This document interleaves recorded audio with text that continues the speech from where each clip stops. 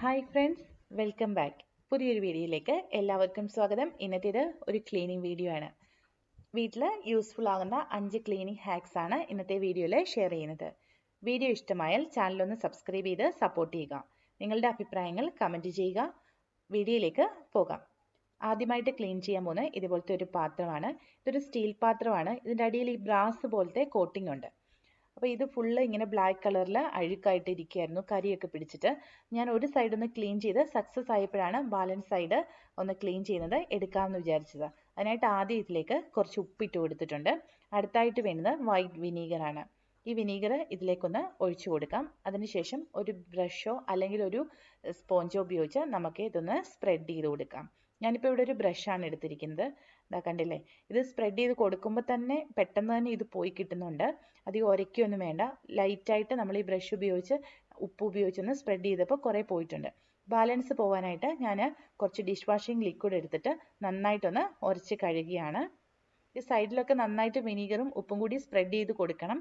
അതിനുശേഷം വേണം ഇതേപോലെ ഡിഷ് വാഷിംഗ് ലിക്വിഡ് ഉപയോഗിച്ച് സ്റ്റീൽ സ്ക്രബ്ബർ ഉപയോഗിച്ച് ഒന്ന് ഉരച്ച് കഴുകി. ഇപ്പോൾ ഇത് നന്നായിട്ട് പോയിട്ടുണ്ട് മുൻപത്തെ അപേക്ഷിച്ച്. എന്നാലും ബാലൻസ് കുറച്ചും കൂടി പോകാനുണ്ട്. അതിനായിട്ട് കുറച്ച് ബേക്കിംഗ് സോഡയും വിനീഗറും കൂടി ചേർത്ത് കൊടുത്തിട്ട് നന്നായിട്ടൊന്ന് സ്ക്രബ് ചെയ്തെടുക്കുകയാണ്. സോപ്പ് ഉപയോഗിക്കേണ്ട, ബേക്കിംഗ് സോഡയും വിനീഗറും മാത്രം മതി.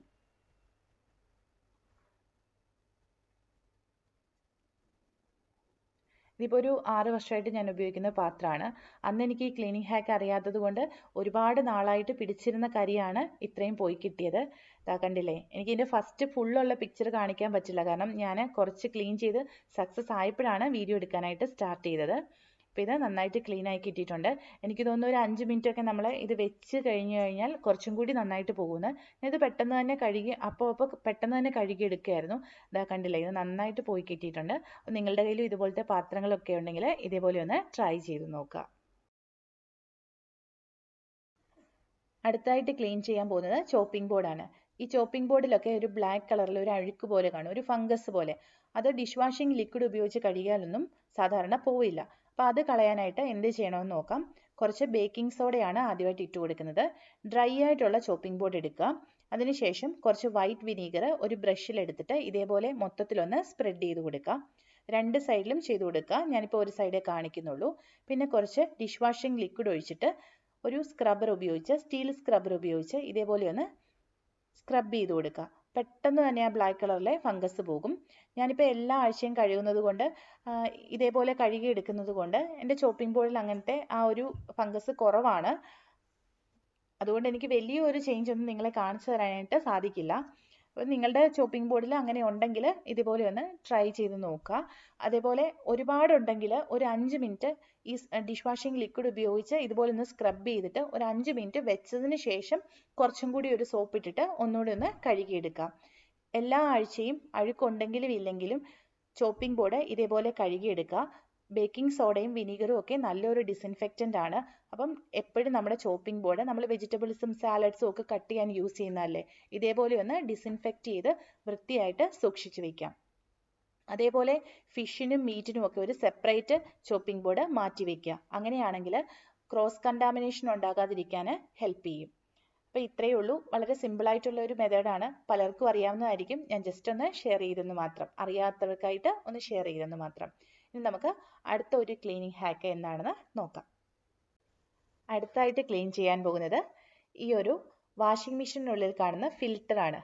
പലരും ശ്രദ്ധിക്കാതെ പോകുന്ന ഒന്നാണ്. നമ്മുടെ വാഷിംഗ് മെഷീനകത്തിലുള്ള ഒരു ലിൻഡ് കളക്ടറാണിത്. ഡ്രമ്മിനകത്തിൽ കാണും.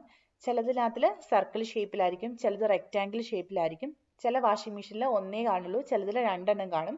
അപ്പോൾ അത് എല്ലാവരും ഒന്ന് എടുത്ത് ഇതേപോലെ ഒന്ന്, ചെയ്യാത്തവർക്ക് വേണ്ടിയാണ് പറയുന്നത്, എടുത്ത് വീക്ക്ലി വൺസ് ഈ ലിൻഡ് ഒന്ന് എടുത്ത് റിമൂവ് ചെയ്ത് കളയുക. ഇത് നമ്മുടെ തുണിയുടെ ചെറിയ നാരുകൾ, അതുപോലെ തന്നെ വാഷിംഗ് പൗഡർ ഇല്ലേ, അതിൻ്റെ റെസിഡ്യൂ അതൊക്കെ വന്നിട്ട് ഇതിനുള്ളിൽ ഇരിക്കുന്നതാണ്. ഇതിപ്പം നമ്മൾ കൃത്യമായിട്ട് ക്ലീൻ ചെയ്തില്ലെങ്കിൽ ഇതിനുള്ളിൽ ബാക്ടീരിയാസ് ഫോം ചെയ്യും. നിങ്ങളൊന്ന് ആലോചിച്ച് നോക്കിക്കേ, 3-4 വർഷമായ വാഷിംഗ് മെഷീൻ ആണെങ്കിൽ അത്രയും വർഷമായിട്ടുള്ള അഴുക്ക് ഇതിനുള്ളിൽ കൂടിയിരിക്കുകയാണ്. അതുപോലെ ഇത് അങ്ങ് ഡ്രൈ ആവാനുള്ള ചാൻസും കുറവാണ്, കാരണം നമ്മൾ ഡെയിലി വാഷിംഗ് മെഷീൻ ഉപയോഗിക്കുന്നുകൊണ്ട് അപ്പോൾ ഇതിനുള്ളിൽ ബാക്ടീരിയാസ് ഒക്കെ വളരും. പ്രത്യേകിച്ച് കുട്ടികളുള്ള വീട്ടിലാണെങ്കിൽ ഇതുമൂലം കുഞ്ഞുങ്ങൾക്ക് അസുഖമൊക്കെ വരാനൊക്കെയുള്ള ചാൻസ് ഉണ്ട്. അപ്പോൾ ഇതുപോലെ എടുത്തൊന്ന് ക്ലീൻ ചെയ്യുക. വീക്ക്ലി വൺസ് എന്തായാലും ഒന്ന് ക്ലീൻ ചെയ്തെടുക്കുക. 2 എണ്ണം ഉണ്ടെങ്കിൽ 2ഉം എടുത്ത് ക്ലീൻ ചെയ്യുക. ഇപ്പം ഇത് നല്ല വൃത്തിയായിട്ടുണ്ട്. ഇതിൽ ഓപ്പൺ ഒരു മുകളിൽ ഇങ്ങനെ കൊടുത്തിട്ടുണ്ടാവും ഓപ്പൺ. ആ സ്ഥലം തന്നെ നോക്കി നമുക്കിത് ഓപ്പൺ ചെയ്തെടുക്കാവുന്നതാണ്. വളരെ സിമ്പിളാണ്, നമുക്ക് എല്ലാവർക്കും ചെയ്യാവുന്നതേ ഉള്ളൂ. ഇനിയും വാഷിംഗ് മെഷീൻ അകം എങ്ങനെയാണ് ക്ലീൻ ചെയ്യുന്നതെന്ന് കൂടി ഒന്ന് കാണിച്ചു തരാം. ഈ ഒരു സ്ഥലത്തു നിന്നാണ് ഞാനിത് ഊരിയെടുത്തത്. അതിനകത്തിലും ഇതേപോലെ തന്നെ അഴുക്കുണ്ടാവും. അതും ഞാനിതുപോലെ ഒരു ബ്രഷ് ഉപയോഗിച്ച് ഒന്ന് കഴുകിയെടുക്കുകയാണ്. അപ്പോൾ ഇതിനൊക്കെ ഉപയോഗിക്കുന്ന ബ്രഷ് നമ്മൾ കിച്ചണിലേക്കൊന്നും യൂസ് ചെയ്യരുത്. സെപ്പറേറ്റ് ആയിട്ട് ഒരു ബ്രഷ് വയ്ക്കുക. അതിനുശേഷം ഞാനിതൊന്ന് കഴുകിയെടുത്തിട്ട് ഒരു ബോട്ടിൽ കുറച്ച് വെള്ളം എടുത്തിട്ട് അതൊന്ന് വാഷ് ചെയ്തെടുത്തിട്ടുണ്ട്. ഇനി ഇത് തിരിച്ചിട്ട് കൊടുക്കുക. ഇട്ട് കൊടുക്കുമ്പോൾ പ്രത്യേകം ശ്രദ്ധിക്കുക, വാഷിംഗ് മെഷീൻ ഓഫ് ആയിരിക്കണം. അതിനുശേഷം ഇങ്ങനെ ഇട്ട് കൊടുത്തിട്ട് ജസ്റ്റ് ഒന്ന് തട്ടി നോക്കുക, ഇത് ഊരി വരുന്നുണ്ടോയെന്ന്. ഊരി വരുന്നുണ്ടെങ്കിൽ കറക്റ്റായിട്ട് തന്നെ ഫിക്സ് ചെയ്ത് വെക്കുക. അതല്ലെന്നുണ്ടെങ്കിൽ വാഷിംഗ് മെഷീൻ നമ്മൾ ഓൺ ചെയ്ത് കഴിയുമ്പം സ്പിന്നിലൊക്കെ ആണെങ്കിൽ ഈ സാധനം ഊരിയിട്ട് വാഷിംഗ് മെഷീൻ ഡ്രമ്മിനകത്തിൽ കിടന്ന് അടിക്കാനായിട്ട് ചാൻസ് ഉണ്ട്. അപ്പോൾ അതൊന്ന് ശ്രദ്ധിക്കുക. ഇനി ഞാൻ വാഷിംഗ് മെഷീൻ മൊത്തത്തിലൊന്ന് ക്ലീൻ ചെയ്തെടുക്കുകയാണ്.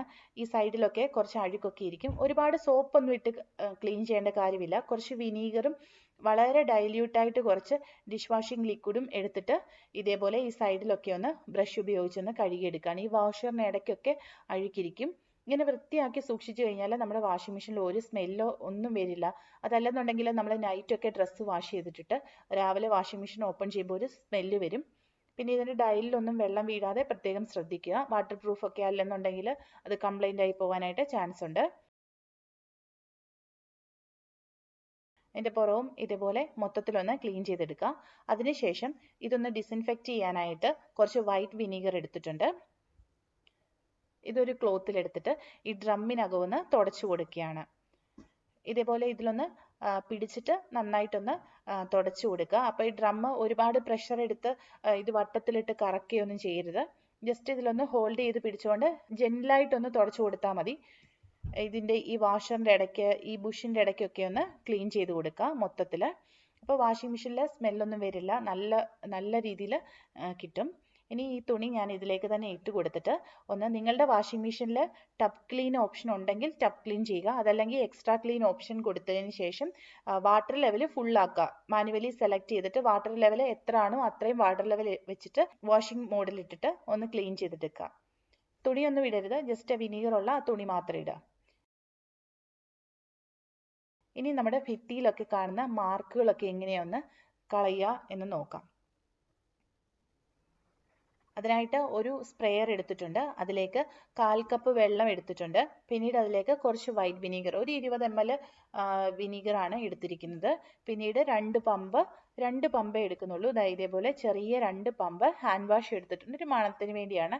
നിങ്ങൾക്ക് വേണമെങ്കിൽ ഒരു 2 ഡ്രോപ്പ് ഡിഷ് വാഷിംഗ് ലിക്വിഡ് വേണമെങ്കിലും എടുക്കാം. പക്ഷെ ഒരുപാട് ആകാനായിട്ട് പാടില്ല. ഞാനിപ്പം കുറച്ച് ഹാൻഡ് വാഷാണ് എടുത്തിരിക്കുന്നത്. ഇനി ഇത് നന്നായിട്ടൊന്ന് ഷേക്ക് ചെയ്യുക. ഇനി ഇതുപയോഗിച്ച് എങ്ങനെയാണ് ക്ലീൻ ചെയ്യുന്നതെന്ന് ഒന്ന് കാണിച്ചു തരാം.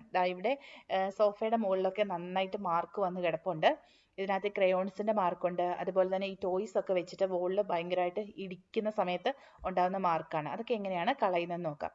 നമ്മളിത് ഇതുപോലെ ഒന്ന് സ്പ്രേ ചെയ്ത് കൊടുക്കുക. അതിനുശേഷം പെട്ടെന്ന് തന്നെ ഒരു തുണി ഉപയോഗിച്ച് അങ്ങ് തുടച്ചെടുക്കുക. കണ്ടില്ലേ, പെട്ടെന്ന് തന്നെ പോയി കിട്ടും. ഞാനിപ്പോൾ ഇതൊരു 3 വട്ടമൊക്കെ തുടച്ചിട്ടുണ്ട്. ഒരുപാട് തുടച്ചു കഴിഞ്ഞാൽ പെയിന്റ് പോകുമോ, എല്ലാ പെയിന്റിനും ഇത് വർക്ക് ചെയ്യുമോ എന്ന് എനിക്കറിയില്ല. പക്ഷേ ഞാനിവിടെ ട്രൈ ചെയ്ത് നോക്കിയപ്പം നന്നായിട്ട് വർക്ക് ആവുന്നുണ്ട്.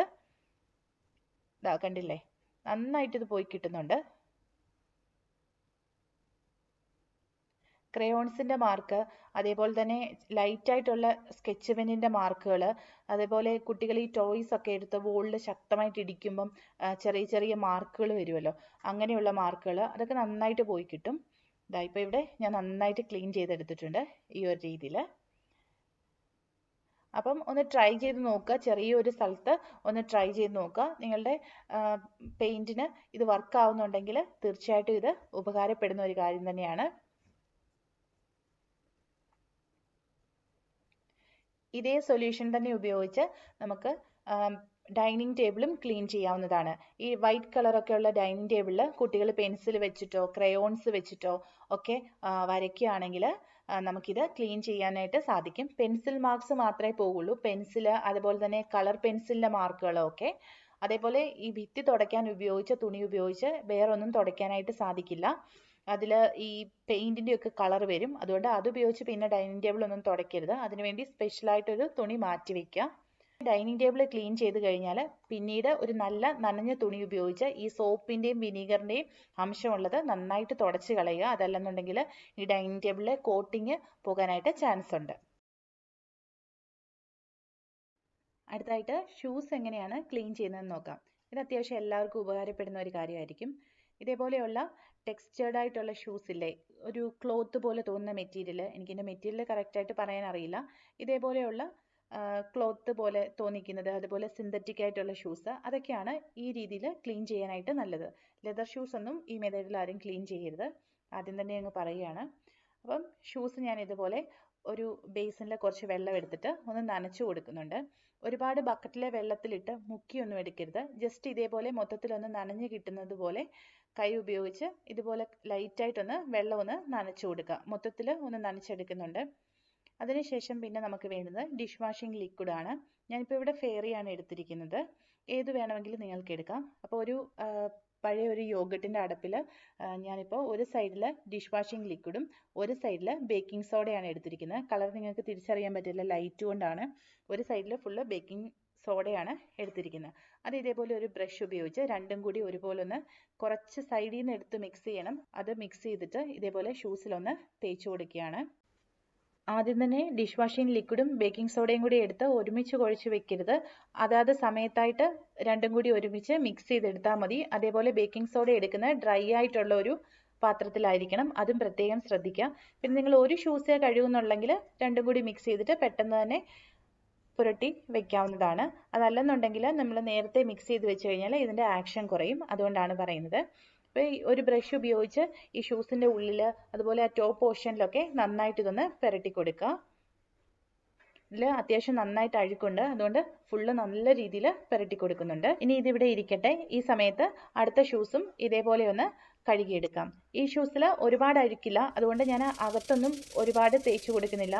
ഇതിൻ്റെ സോൾ പോർഷന്, അതേപോലെ തന്നെ സൈഡിലുള്ള വൈറ്റ് കളറ്, പിന്നെ അതിൻ്റെ ടോപ്പ് പോർഷനിലൊക്കെ കുറച്ച് അഴുക്കുണ്ട്. അത് ഇതുപോലെ ഒന്ന് കഴുകിയെടുക്കുന്നുണ്ട്. ജസ്റ്റ് ഞാൻ ഇതൊന്ന് അപ്ലൈ ചെയ്ത് കഴുകിയെടുത്തപ്പോൾ തന്നെ പെട്ടെന്ന് തന്നെ പോയി. അതുകൊണ്ട് ഞാൻ ഇച്ചിരി വെള്ളം ഒഴിച്ച് ഇതങ്ങ് കഴുകിയെടുക്കുകയാണ്. പിന്നെ ഇതുപോലെയുള്ള ഷൂസ് നിങ്ങളുടെ കയ്യിലുണ്ടെങ്കിൽ, ഒരുപാട് അഴുക്കുണ്ടെങ്കിൽ ലേസ് റിമൂവ് ചെയ്ത് ലേസ് സെപ്പറേറ്റ് കഴുകിയെടുക്കുക. ഇതേ സൊല്യൂഷൻ തന്നെ വെച്ചിട്ട് കഴുകിയെടുക്കുക. അപ്പോൾ ആദ്യത്തെ ഷൂസ് ഞാനിപ്പോൾ എടുത്തൊന്ന് കഴുകി നോക്കുന്നുണ്ട്. പക്ഷേ ഇതിലെ അഴുക്കൊന്നും കറക്റ്റായിട്ട് പോയിട്ടില്ല. അപ്പോൾ അതിന് വേണ്ടി വേറൊരു മെത്തേഡും കൂടി നമ്മൾ ചെയ്യുന്നുണ്ട്. അതിനായിട്ടാണ് ഈ ക്ലോറക്സ് എടുത്തിരിക്കുന്നത്. അപ്പം നിങ്ങളുടെ കയ്യിൽ ഈ ടൈപ്പ് ക്ലോറക്സ് ആണുണ്ടെങ്കിൽ പ്രത്യേകം ശ്രദ്ധിക്കുക. അത് 1 കപ്പ് വെള്ളത്തിൽ ഒരടപ്പൊഴിച്ച് നന്നായിട്ട് മിക്സ് ചെയ്ത് ഡൈല്യൂട്ട് ആക്കിയതിന് ശേഷം മാത്രം ഷൂസിൽ ഒഴിക്കുക, അല്ലെങ്കിൽ കളർ പോകും. അതല്ലാന്നുണ്ടെങ്കിൽ ക്ലോറക്സ് ഫോർ കളേഴ്സ് എന്ന് പറഞ്ഞിട്ട് വാങ്ങിക്കാൻ കിട്ടും. അതാണെങ്കിൽ ഒരു പ്രശ്നവും, ഷൂസിൻ്റെ കളറൊന്നും പോയില്ല, നിങ്ങൾക്ക് ധൈര്യമായിട്ട് ഉപയോഗിക്കാവുന്നതാണ്. ഞാനിപ്പോൾ ഇത് ഷൂസ് കഴുകാൻ വേണ്ടി മേടിച്ച് വെച്ചിരിക്കുകയാണ്. ഇത് കോൺസെൻട്രേറ്റഡ് ആയിട്ട് തന്നെ നമുക്ക് ഉപയോഗിക്കാവുന്നതാണ്. ഇത് ഈ ഷൂസിലേക്ക് കംപ്ലീറ്റ് ആയിട്ടും പുരട്ടി കൊടുക്കുന്നുണ്ട്. മറ്റേ ഷൂസിൽ ഞാൻ പുരട്ടി കൊടുക്കുന്നില്ല. ഇപ്പോൾ ഒരു ഷൂസിൽ മാത്രം, ഈ ഒരു ഷൂസിൽ മാത്രമേ ഞാൻ പുരട്ടി കൊടുക്കുന്നുള്ളൂ. മറ്റേ ഷൂസ് ബേക്കിംഗ് സോഡയും ഡിഷ് വാഷിംഗ് ലിക്വിഡും ഉപയോഗിച്ച് കഴുകിയെടുത്തപ്പോൾ തന്നെ കംപ്ലീറ്റ് നല്ല വൃത്തിയാക്കി ഇട്ടിട്ടുണ്ട്. ഇതിൽ കുറച്ച് അധികം അഴുക്കുണ്ട്. കുറച്ച് നന്നായിട്ട് റഫ് യൂസ് ചെയ്യുന്നതും ആയതുകൊണ്ട് ഇതിൽ പോകാനായിട്ട് പാടുള്ളത് കൊണ്ടാണ് ക്ലോറക്സും കൂടി ഉപയോഗിക്കുന്നത്. അപ്പോൾ നിങ്ങളുടെ കയ്യിൽ ഇതുപോലെ ഒരു രീതിയിലും അഴുക്ക് പോകാത്ത ഇതേപോലെയുള്ള ഷൂസൊക്കെ ഉണ്ടെങ്കിൽ ഈ രീതി ഒന്ന് ട്രൈ ചെയ്ത് നോക്കുക. പിന്നെ ക്ലോറക്സ് ഫോർ കളേഴ്സ് ആണെങ്കിൽ മാത്രമേ ഇങ്ങനെ യൂസ് ചെയ്യാവൂ. അതല്ലെങ്കിൽ ഡൈല്യൂട്ടായിട്ട് തന്നെ എടുത്തിട്ട് ഒരു പോർഷനിൽ ഒന്ന് ചെക്ക് ചെയ്ത് നോക്കിയിട്ട് മാത്രം യൂസ് ചെയ്യുക. ഇനിയിപ്പോൾ ഇതൊരു 5 മിനിറ്റ് വെച്ചതിന് ശേഷം നല്ല രീതിയിൽ കഴുകിയെടുക്കുക. 2 ഷൂസും നല്ല രീതിയിൽ കഴുകിയെടുക്കുക. കാരണം ബേക്കിംഗ് സോഡയുടെയും ഈ ക്ലോറക്സിൻ്റെയും ഒക്കെ അംശം ഈ ഷൂസിൽ ഇരുന്ന് കഴിഞ്ഞാൽ ഇതിൻ്റെ തുണി, ഫാബ്രിക് ഒക്കെ പൊടിഞ്ഞു പോകാനായിട്ടുള്ള ചാൻസ് ഉണ്ട്. ഭാവിയിൽ ഉടനെ അങ്ങ് പൊടിഞ്ഞു പോകുന്നതല്ല. അതുകൊണ്ട് നമ്മൾ പല വർഷങ്ങളായിട്ടൊക്കെ യൂസ് ചെയ്യുമ്പോൾ പെട്ടെന്ന് ഷൂസ് ചീത്തയായി പോകും. അതുകൊണ്ട് ഇതേപോലെ നല്ല രീതിയിൽ പ്രഷറിൽ കഴുകിയെടുക്കുക. ഷൂസിനുള്ളിലെ വെള്ളം നന്നായിട്ട് കുലുക്കി അതിന് ഉള്ളിലുള്ള അഴുക്കും നല്ലപോലെ കഴുകിക്കളയുക. ഇപ്പം ഞാനിതൊന്ന് കഴുകി എടുത്തിട്ടുണ്ട്. ഇതിപ്പം ഡ്രൈ ആകുമ്പോൾ കുറച്ചും കൂടി നന്നായിട്ട് കിട്ടും. ഇല്ല കംപ്ലീറ്റ് അഴുക്കും പോയിട്ടുണ്ട്. നിങ്ങൾക്ക് കാണുമ്പോൾ തന്നെ മനസ്സിലാകും. ഇതേപോലെ നിങ്ങൾക്ക് നിങ്ങളുടെ കയ്യിലുള്ള പഴയ ഷൂസൊക്കെ വൃത്തിയാക്കി എടുക്കാവുന്നതാണ്. ആദ്യം ക്ലോറക്സ് യൂസ് ചെയ്യണം എന്നില്ല. ബേക്കിംഗ് സോഡയും ഡിഷ് വാഷിംഗ് ലിക്വിഡും ഉപയോഗിച്ചൊന്ന് കഴുകി നോക്കുക. പോവുകയാണെങ്കിൽ അത് മതി. അതില്ലെങ്കിൽ മാത്രം ക്ലോറക്സ് ഉപയോഗിച്ചാൽ മതി. ഇപ്പം കണ്ടില്ലേ, 2 ഷൂസും നന്നായിട്ട് ഉണക്കി എടുത്തിട്ടുണ്ട്. ഞാൻ ഇതിൻ്റെ കൂട്ടത്തിൽ തന്നെ കുട്ടികളുടെ ഷൂസും കൂടി കഴുകിയിട്ടുണ്ട്. മോൻ്റെ ഷൂസ് ഒന്ന് കഴുകി എടുത്തിട്ടുണ്ട്. അപ്പോൾ സ്കൂളിൽ കൊണ്ടുപോകുന്ന ഷൂസൊക്കെ ഇല്ല, അതിൻ്റെ സോൾ പോർഷനിലൊക്കെ ഈ വൈറ്റ് കളറുള്ളതൊക്കെ കുഞ്ഞുങ്ങൾ കളിക്കുന്ന ഉടനെ ഫുള്ള് ചളിയൊക്കെ പെരളും. അപ്പോൾ അങ്ങനെയുള്ള ഷൂസൊക്കെ ഈ മെത്തേഡ് ഉപയോഗിച്ച് നിങ്ങൾക്ക് നന്നായിട്ട് കഴുകിയെടുക്കാനായിട്ട് സാധിക്കും. ഈ 2 ഷൂസ്, സ്കൂൾ ഷൂസൊക്കെ ഞാൻ ക്ലോറക്സ് ഒന്നും ഉപയോഗിച്ചിട്ടില്ല. ജസ്റ്റ് ബേക്കിംഗ് സോഡയും ഡിഷ് വാഷിംഗ് ലിക്വിഡും മാത്രം ഉപയോഗിച്ചാണ് കഴുകിയെടുത്തിരിക്കുന്നത്. ലെതർ ഷൂസ്, അതേപോലെ സ്കൂൾ ബാഗുകൾ, പിന്നെ സ്കെച്ച് പെന്നിൻ്റെ മാർക്കുകൾ ഒക്കെ എങ്ങനെ ക്ലീൻ ചെയ്യാമെന്ന് ഇനിയൊരു വീഡിയോയിൽ കാണിച്ചു തരാം. അപ്പം ഇന്ന് ഇത് ഇത്രേ കാണിക്കുന്നുള്ളൂ. ഇനി ഒരു കാര്യം കൂടി സിമ്പിളായിട്ടൊന്ന് പറയാം. കുക്കിംഗ് റേഞ്ച് എങ്ങനെയാണ്, അല്ലെങ്കിൽ സ്റ്റൗ എങ്ങനെയാണ് ഈസി ആയിട്ട് ക്ലീൻ ചെയ്യുക, ഞാൻ ക്ലീൻ ചെയ്യുന്ന ഒരു രീതിയാണ്. നിങ്ങൾ പലരും ചെയ്യുമായിരിക്കും. ഇതേപോലെ കുറച്ച് ഡൈല്യൂട്ടഡ് ആയിട്ടുള്ള ഡിഷ് വാഷിംഗ് ലിക്വിഡ് ഒഴിച്ചു കൊടുത്തിട്ടുണ്ട്. അതിനുശേഷം നമ്മുടെ സ്പോഞ്ച് ഉപയോഗിച്ച് ഇതേപോലെ ഒന്ന് ലൈറ്റായിട്ടൊന്ന് സ്ക്രബ് ചെയ്ത് കൊടുക്കുക. അതിനുശേഷം മുകളിലത്തെ ഈ പ്ലേറ്റ് ഇല്ലേ, അതൊന്ന് സെപ്പറേറ്റ് ആയിട്ട് എടുത്ത് ഒന്ന് കഴുകുക. ഇതൊന്ന് കഴുകി വരുന്ന സമയം കൊണ്ട് ഈ സോപ്പൊക്കെ ഇതിൽ നന്നായിട്ടൊന്ന് പിടിച്ചിട്ട് കട്ടിയായിട്ടുള്ള എന്തെങ്കിലും ഉണ്ടെങ്കിൽ അതൊന്ന് സോഫ്റ്റ് ആയി വരും. അതിനുശേഷം ഇതേപോലെ ഒരു തുണി ഉപയോഗിച്ച് ഒന്ന് തുടയ്ക്കുക. ആദ്യം ഒന്ന് റഫായിട്ടൊന്ന് തുടയ്ക്കുക. അത് കഴിഞ്ഞിട്ട് ഈ തുണി ഒന്ന് കഴുകുക. നന്നായിട്ടൊന്ന് കഴുകുക. പൈപ്പിൽ ഒന്ന് പിടിച്ചിട്ട് നന്നായിട്ടൊന്ന് കഴുകിയിട്ട് രണ്ടാമത് ഒന്നുകൂടെ തുടയ്ക്കുക. പിന്നീട് വേണമെങ്കിൽ ഒന്നും കൂടി ഒന്ന് തുടച്ച് കഴിയുമ്പം ഇതേപോലെ നന്നായിട്ട് ക്ലീൻ ആയി കിട്ടും. അങ്ങനെ വരുമ്പോൾ നമുക്ക് വീക്കിലി ഉള്ള ഡീപ്പ് ക്ലീനിങ് ഒഴിവാക്കാനായിട്ട് സാധിക്കും. ഡെയിലി നമ്മൾ ഇതുപോലെ ഒന്ന് ക്ലീൻ ചെയ്തെടുക്കുകയാണെങ്കിൽ നന്നായിരിക്കും. അതല്ലെന്നുണ്ടെങ്കിൽ നമ്മൾ വെറുതെ തുടച്ചെടുക്കാൻ മാത്രമായിട്ട് നിന്ന് കഴിഞ്ഞാൽ ഈ അരിമാവ് അതുപോലെ കട്ടിയുള്ള സാധനങ്ങളൊക്കെ ഇങ്ങനെ പിടിച്ചിട്ട് ഉണങ്ങിയിരിക്കുമ്പോൾ അത് ഇളകി വരാൻ ബുദ്ധിമുട്ടായിരിക്കും. നമ്മളപ്പോൾ അത് എന്തെങ്കിലും ഹാർഡായിട്ടുള്ള നൈഫ് ഉപയോഗിച്ച് സ്ക്രാച്ച് ചെയ്യും. അങ്ങനെ വരുമ്പോൾ അതിൽ പാടൊക്കെ വരും. അപ്പം ഈ രീതിയിലൊന്ന് ക്ലീൻ ചെയ്യുകയാണെങ്കിൽ പെട്ടെന്ന് നമുക്ക് ക്ലീൻ ചെയ്തെടുക്കാനായിട്ട് സാധിക്കും. ഇത്രയേ ഉള്ളൂ. വളരെ സിമ്പിളായിട്ടുള്ള കുറച്ച് കാര്യങ്ങളാണ്, പലർക്കും അറിയാവുന്നതാണ്. എന്നാലും അറിയാത്തവർക്ക് വേണ്ടി ഒന്ന് ഷെയർ ചെയ്തെന്ന് മാത്രം. പുതിയൊരു വീഡിയോയുമായി വീണ്ടും കാണാം. Thanks for watching.